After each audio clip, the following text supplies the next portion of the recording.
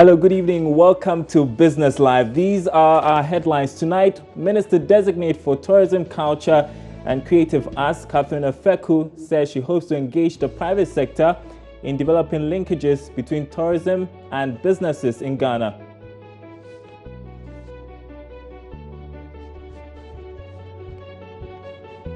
Also coming up tonight, Ghana opens defense in maritime dispute hearings in Germany, questioning Ivory Coast's claims to portions of Jubilee and 10 oil fields.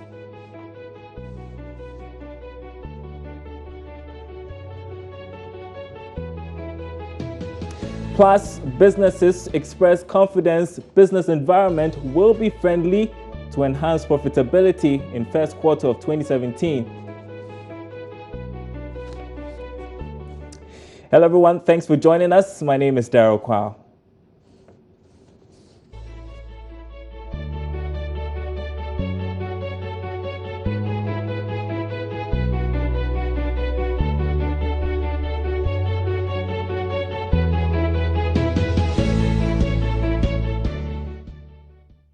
Time to get you the details. And Minister Designate for Tourism and Creative Arts, Catherine Afeku, says she hopes to engage the private sector in developing a linkage between tourism and business in Ghana. Although the tourism sector is currently the fourth contributor to GDP, Catherine Afeku believes an efficient public-private partnership will go a long way in making Ghana's tourism competitive and lucrative both locally and internationally. The Minister Designate was speaking when she took her turn before the Appointments Committee. As part of our strategic planning and efforts to boost domestic and international tourism, we have plans to engage the private sector in getting signages, especially in different color codes as done in other jurisdictions, to show that this is a tourist site, these are the kilometers left to get there, and also to encourage the signage visibility. So it is part and parcel of the strategic planning. Once given the nod and I assume office, it is on the list of things to do.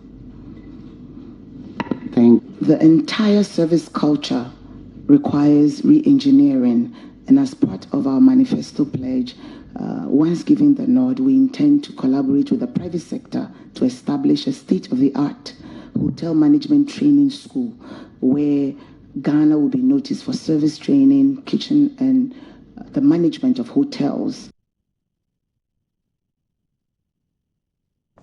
That was Catherine Afeku before the Appointments Committee of Parliament. We're moving now to Germany because government is seeking to convince the International Maritime Tribunal on the laws of the sea in that country that it has the right to go ahead with new oil exploratory activities along the maritime borders with the Ivory Coast.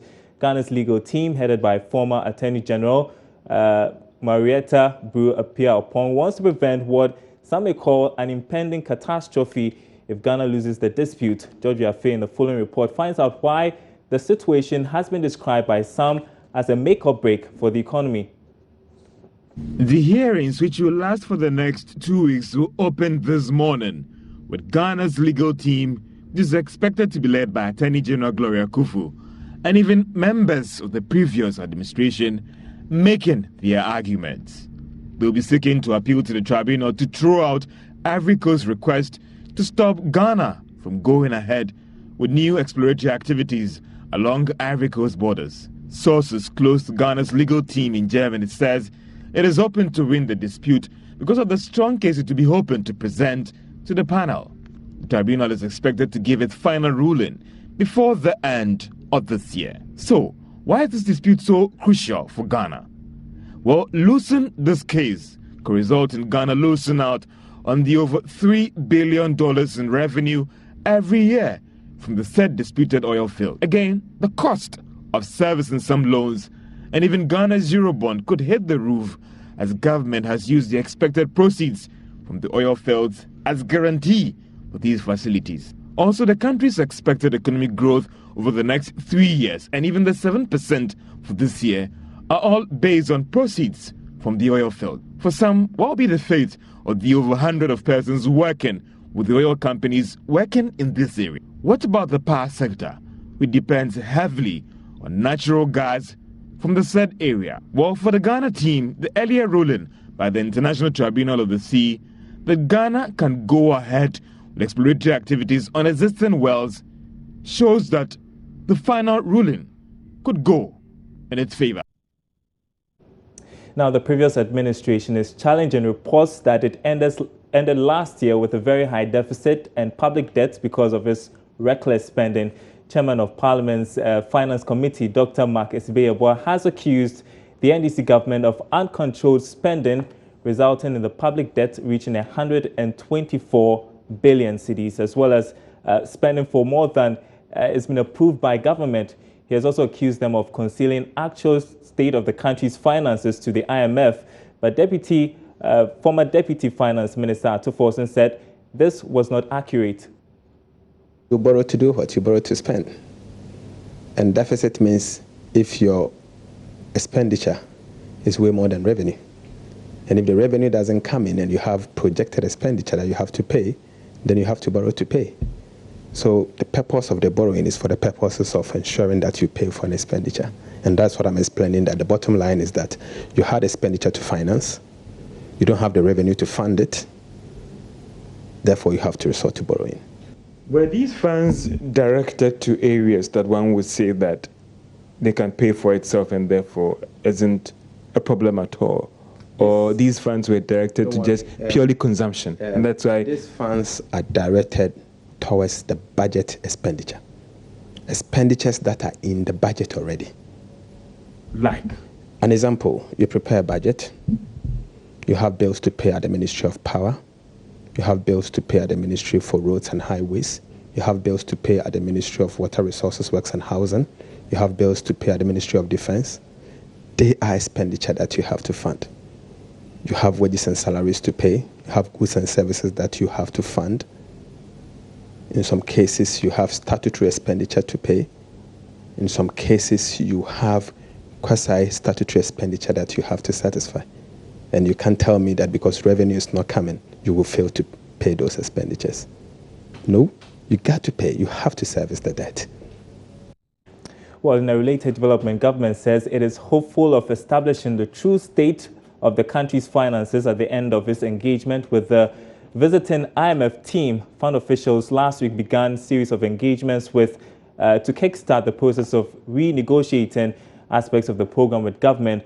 There's currently an ongoing debate on the state of the country's finances, debt numbers and budget deficits, which analysts say could delay the presentation of the 2017 budget. But speaking at an engagement with some journalists, Finance Minister Ken Ofori-Atta said they should be able to get the actual numbers at the end of the fund's engagement next week. By the end of the IMF visit on the 10th or 15th, I think the process of discovery and certainty and validation would have gone a long way because we would have been doing it anyway. And that would, hopefully, the President will have a State of the Nation address somewhere in late February, and we should get a lot more, certain numbers.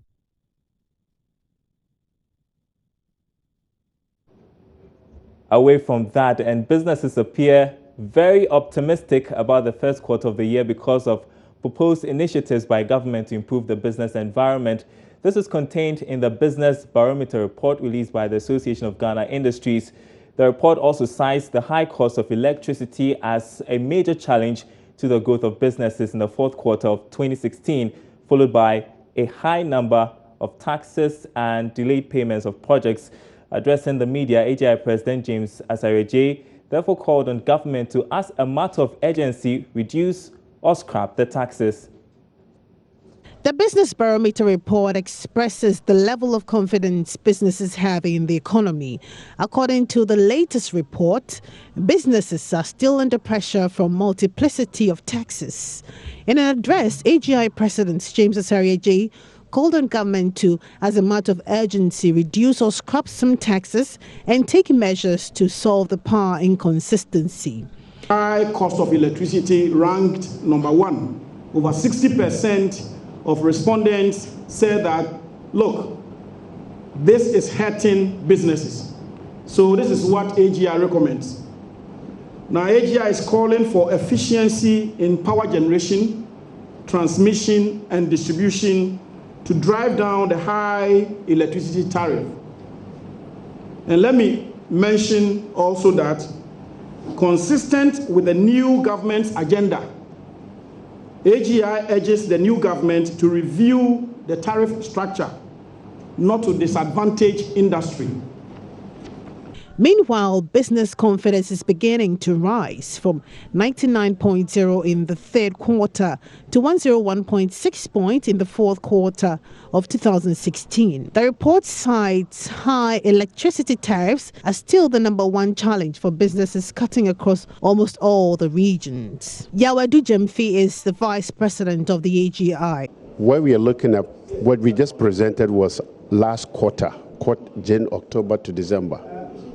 That was being presented today.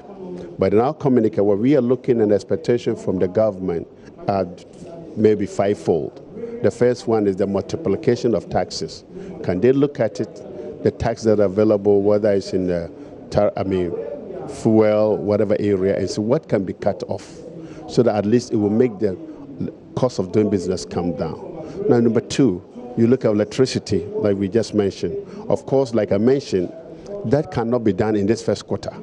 But what can be done from the PUR's point of view in relation with the government to make sure that they review it and see what can be cut out so that they bring the tax in the area. The AGI Council further called on the government to expedite action on the operationalization of the Ghana Exim Bank to address the medium to long-term financing needs of businesses operating in the export sector. Now, the grace period is now over for enterprises that have failed to file their outstanding annual reports and or renew their businesses at the Registrar General's Department. The Registrar General is from today enforcing the penalty payment against all such businesses. The directive first came into force in October last year but was suspended for 3 months to offer some respite for defaulting companies. Also, the fine has been reviewed from 300 cedis for each day of default to a monthly payment, even though it's the same amount. The acting Registrar General, Jemima Owari, has been outlining to Joy Business more flexible arrangements for defaulting companies. What will happen is all those people who are coming to renew their businesses at that time, who should have renewed it before, say in 2016, and now come to file it, would pay the normal fee of 50 Ghana cedis, or depending on the number of years that they have not filed it. Some haven't filed as many years as 15, 20 years, but we've given a moratorium of 10 years. So if you're talking of, that's about 500 Ghana cedis for the last 10 years if you've not filed your return, and then 300 Ghana cedis for that particular month of January that you did not file. So we're talking of something like, what, 800 Ghana cedis. I'm saying all this so that people are not ripped off, and at the same time people should try and pay these monies to the bank themselves. They shouldn't pay these monies to any officers in my office, so that we are sure that the money gets into the coffers of government. She is, however, impressing on companies the need to update their businesses in the new electronic database when filing their annual returns. It's one thing filing the annual returns. The other issue is to ensure that your business is updated into the new e-registrar database, because anybody who wants to do a search on you online would want to ensure that you are in good standing. And that is the only way you get into the new database. And so if you just come and pay those monies and don't ensure that you've been updated into the new database, I'm sorry, it's just half of the work done, because that takes some time.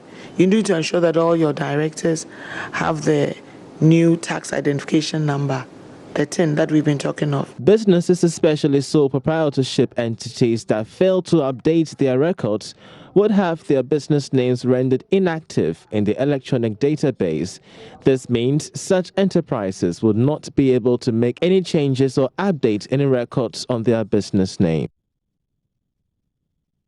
In other business news tonight, the head of marketing at the Ghana Textiles and Printing Limited, GTP, has called on government to resuscitate Voltostar Textiles Limited. Voltostar, formerly known as Japan Textile Limited, has been the main supplier of grey baft for the local textile companies, but has had its activities hampered over the years due to inadequate capital. Speaking to Joy Business, the head of marketing at GDP Stephen Bedu said revamping the company will create jobs in the industry. Voltastar is 100% owned by the state. It's owned by the Ministry of Trade and Industry. And that is why we are appealing to them. If they can get Voltastar running more efficiently, I'm telling you, we are prepared to buy everything that they make. And it is advantageous to us in the sense that the lead times are shorter. Of course, we buy whatever we buy from Voltastar at the world market price. It is no different from what we buy from China. As we speak, we source our grey bath from Voltastar, from Benin, and from China, or the Far East. All right. Our aim, our desire, is to be able to grow the proportion we buy from Voltastar from the current low levels to a very high level. But that is if only Voltastar can supply. And they have challenges with their working capital. So if this incoming government can really help boost their working capital, we'll be very happy and it's not just us, it is going to help the entire country. It is going to create a lot of employment for us, from the farmers, the logistics, the transport, the trucks that bring all these cottons way down from the north to the Volta region, from the Volta region to Greater Accra region where this is made. It is going to have a ripple effect on our employment and economy as a whole. And you're watching Business Live. We want to take a short break. We'll be right back.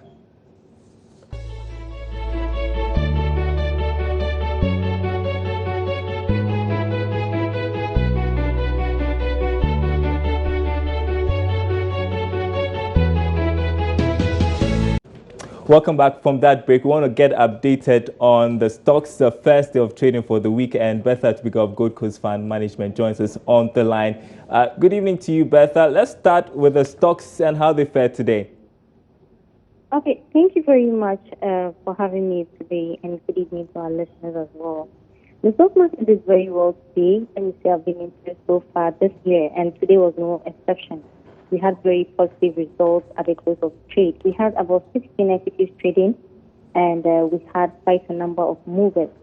The only shock we had today was Standard Chartered Bank, which is not a shock to me, but probably to investors who are expecting this gain to continue. Standard Chartered Bank traded only 270 shares, and we saw the equity drop from 15 Ghana cedis to 13 cedis, 27 pesos, and that was a huge drop. Last week we saw that significant appreciation, and today, by close of trade, it lost significantly as well. And it was just as a result of 270 shares trading in the equity. So apart from Sunchart, we also had Grow. Grow has been losing, but for long-term benefit, it's still a very good equity to hold on to. Gold traded 23,600 shares, and it lost the first one to close at 159 pesos per share. And the highest trade of transactions took place in gold. So shouldn't be surprised to see it's a rebound anytime soon on the market. Though some marginal drops are still expected in gold. And we had GCB. Last week it was part of the gainers. Last week we added 27 pesos to close at 19 pesos. And today it appreciated further by a peso to close at 20 pesos per share. And we also had Societe Generale closing at 76 pesos, appreciating by a peso. Total has also been on this gaining streak. It's been gaining significantly. So these gains in total is not something that we foresee is going to continue in the medium term. Because Total and the Standard Chartered Bank do not have very strong fundamentals. And it's one of the basic things that investors look out for before they invest in any of the equities on the stock exchange. Unless, of course, the normal market movements, that's the demand and supply. But Total continue to be added to pesos because that's 22 pesos. All right. Thanks very much indeed, Bertha. We have run out of time. Thanks for the update, Bertha Tubika of Gold Coast Fund Management speaking there to us. Now time for our interview of the day. Now, the need for manual labor on construction sites could reduce significantly as players in the sector explore the use of robots on building sites. Interesting, huh? Well, already some manufacturing firms have had to lay off several workers in the last couple of months because of the adoption of new technology which boosts productivity. The Ghana Institution of Surveyors says it has formed a small unit to facilitate the adoption of robotics. Public Affairs Committee Chairman of the institution, Humphrey Amegado, explains it is the future of the construction industry.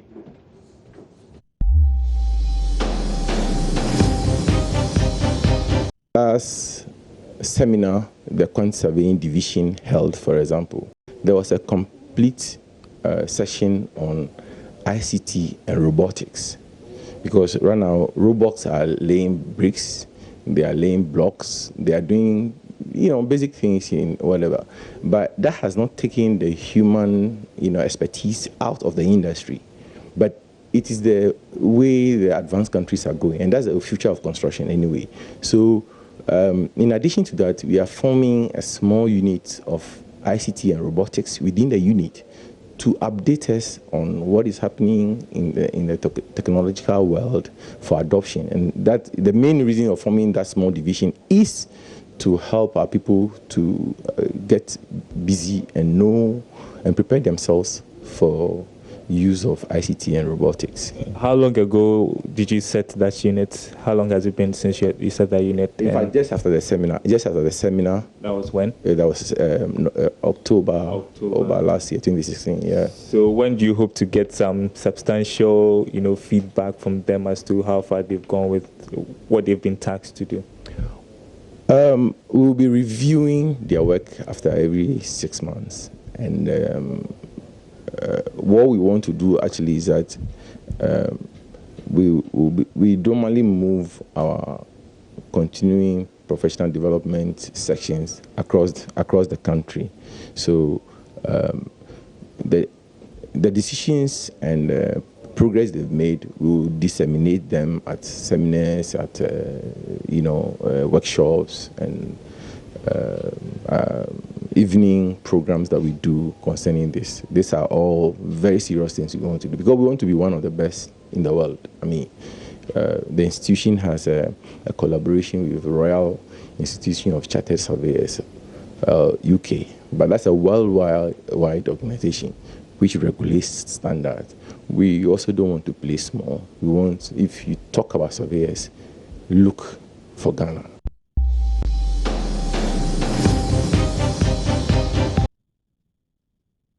And that'll be it for Business Live tonight. You can keep up to date on our website, myjoyonline.com/business. Right now, though, we want to take you back to Parliament, where the Minister of Planning designate, Professor Jambafo, is currently before the Appointments Committee.